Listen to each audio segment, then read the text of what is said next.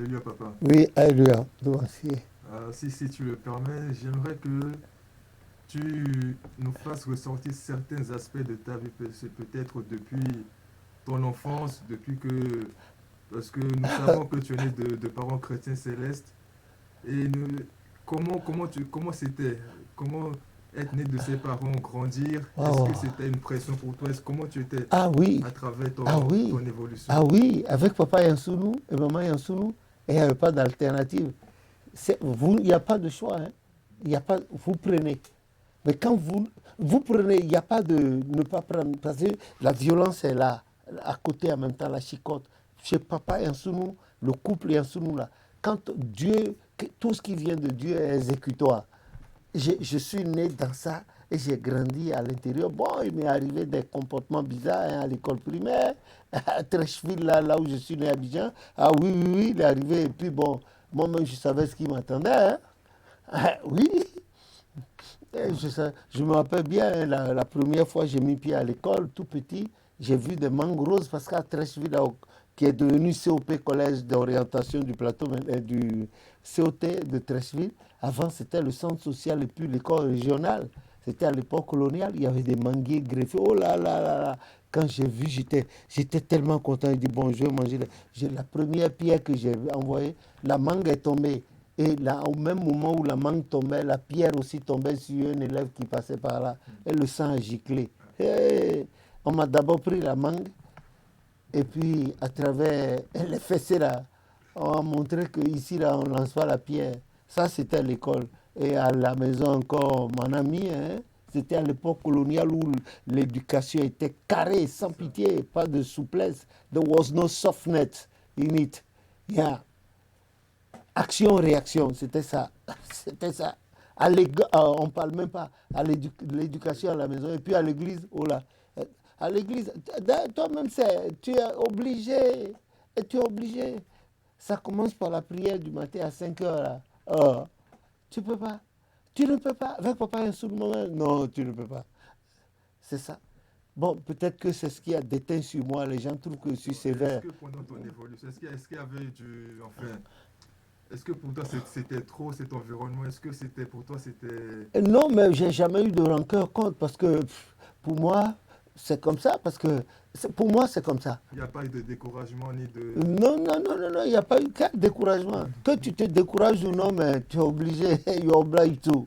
C'est ça, moi, je... Mais comme il y avait des temps de récréation, un peu de temps de Oui, non, ce jeu, n'est pas que à la maison, c'était l'enfer. Non, non, non, pas non, du tout. C'est-à-dire, il y a des moments de jeu, tout ça, mais il faut faire attention qu'il n'y ait pas de débordement. C'est exactement. ça. Quand il y a le débordement, on te redresse tout de suite avec la chicotte. Et même pendant tes études avec l'église, comment tu... Est-ce que...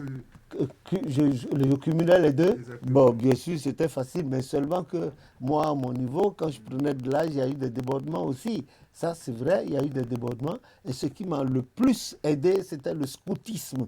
J'ai fait le scoutisme à grande échelle, beaucoup, à très grande échelle. Ça m'a beaucoup aidé. Et puis, ça m'a permis, en contact de nos chefs, d'échanger, de parler avec les femmes, les hommes, etc., etc.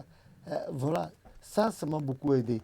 Et puis également dans le milieu familial, surtout quand mon papa a été rappelé à Dieu en 1970, je n'étais qu'un fréluquet. J'avais une tante là, Madame Kitoyi, elle ne laissait pas faire elle, parce que dans la même année, mon oncle, son mari était mort. Et nous étions plusieurs garçons à la maison, plusieurs femmes. Elle nous tenait de dames, de main de main de fer. Et tu ne peux pas, tu déconnes là, mais tu regrettes toi-même. C'était une femme, une dame de fer. Elle réglait toute la maison, tout. Depuis le bain, la propriété du corps, en passant par l'habillement, le travail à l'école, tout. Hein. Ben, au même moment, elle nous donnait aussi à manger suffisamment. Avec de bons mets, oui, bien sûr, bien sûr. Paix à son âme, elle nous donnait, on mangeait bien, on était libre à la maison, on recevait des copains, des copines, et puis chaque fois il y avait le bal, à la maison, je crois tous les 3 ou 6 mois, on dansait. Et elle nous apprenait à danser, et puis quand tu prends la femme d'autrui pour danser avec, comment la tenir pour que l'homme, le mari qui est assis en te regardant, sache que toi tu es un homme qui respecte la femme. Si tu te trompes et que tu prends la femme n'importe comment, c'est elle là. La tante, elle t'envoie la main dans le vasista. Voilà, Et c'était ça. à quel moment tu as su que toi, ta vie était spécialement tournée pour Dieu? À quel moment Non, je l'ai toujours su, c'était à moi. Ok. C'était à moi. C'est vrai, pendant que les autres exagéraient, les autres de notre âge, moi, mon cœur me disait non, ça c'est pas bon. Ça c'est pas bon. Je jouais surtout au football, et puis, mais j'étais beaucoup accroché à un bagarre là. Ah oui. Et surtout quand je m'étais mis à faire le karaté, le Shotokan, ah, je, mais chaque fois, ma conscience me faisait des reproches. Et ma tante me rappelait, maman, attention, toi tu es un serviteur, tu ne dois pas te comporter comme ça, tu ne dois pas t'habiller n'importe comment. Non, non, non, non. Et tout ça, c'était à moi. C'est comme en permanence. Et ça me guidait, je faisais attention. Et je trouve vérifier ce que l'Éternel a dit dans le psaume 32 à partir du verset 8, qu'il aura les yeux sur moi, sur nous, pour nous instruire, nous montrer la voie, suivre et nous conseiller. C'était ça. Et avec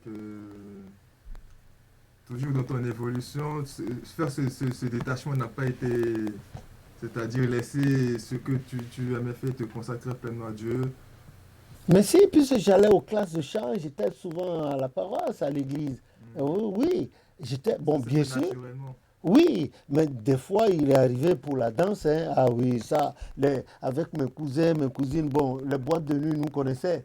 Ah oui, on dansait, je t'assure, on faisait le rock and roll américain, britannique, et on dansait les rythmes afro-cubains, on le faisait, et puis le rythme, la rumba Hmm.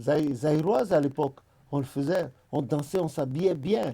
Ah oui, oui, mais seulement à un certain seuil, on s'arrêtait.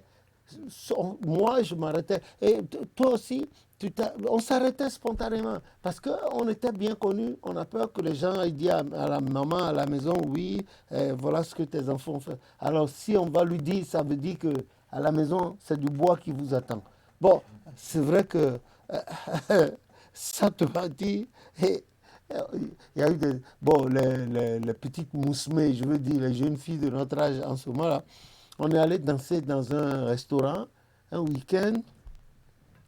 Euh, puis, bon, c'était cette jeune fille-là que moi j'ai trouvé, en laquelle j'ai trouvé la cavalière d'un moment. Elle a plaqué son copain, moi je ne savais pas. Comme c'était la copine à ma cousine, donc on est allé là-bas et moi je jouais au galant. Oh, le videur de ce restaurant était le copain, un malabar. Moi, j'étais aussi mince que toi, que les arêtes d'un hareng. Et on est arrivé là-bas. Et j'ai passé avec la fille pour entrer là-dedans. Le type, il m'a chopé par derrière. Il m'a pris par la ceinture. Il m'a soulevé d'une main comme ça. Et mes pieds dansaient en l'air. Mes pieds étaient. Il m'a fait traverser la route. Et puis il a regardé à gauche, à droite. S'il n'y avait pas de voiture qui venait, il m'a jeté comme on jette un caillou. Alors, moi, j'étais furieux. J'ai trouvé des gens la nuit là quand même pour lui faire son affaire. On est allé chercher du piment, le petit piment, la pili-pili là. On a pillé, puis on a mis de l'eau là-dessus, je suis revenu. Dès qu'il a ouvert, lui, il ne s'attendait pas, je lui ai envoyé l'eau pimentée au visage. Il s'est mis à crier. Et puis bon, ben, voilà, en tout cas, la nuit là, c'est passé comme ça. La jeune fille a dit, mais tu as dit à ma cousine que tu n'avais pas de copain, non? C'est pour ça que je t'ai invité à danser. Et puis maintenant, voilà que ton, elle aussi, elle a dit non, qu'elle n'était plus avec lui, mais le type ne veut pas. Bon, c'était une expérience à ne plus recommencer. Voilà. Ben, tiens-toi bien, ma tante a appris ça. Et quand elle a appris, ah, dis donc, les pires moqueries, c'était à moi, à la maison. Voilà. Que le nom de l'Éternel soit béni. Amen. Ah oui, on a fait des trucs, hein, des escapades, des trucs, voilà. On a joué à la belote. Pas mouillé, hein, parce que quand la belote est mouillée, les gens boivent. Moi, je ne suis pas dans ces trucs-là. Bon, un jour, j'aurai le temps de vous en parler. Mais mon cœur était beaucoup attaché à la chorale. Les chants, c'était à moi. Ça, Bon, je faisais un peu de portée à la maison, tout ça, etc.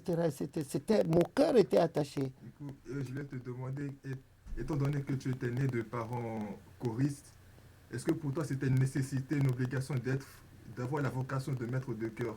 Est-ce que pour toi c'était quelque chose de D'être maître de chœur, inné pour toi, de oh suivre non. de ce chemin de tes parents dans la Oui, chorale? chanter. Pour Oui. Dieu, personne ne m'a imposé, enfin, en plus de l'éducation de la maison qui était farouche, mon cœur aimait ça.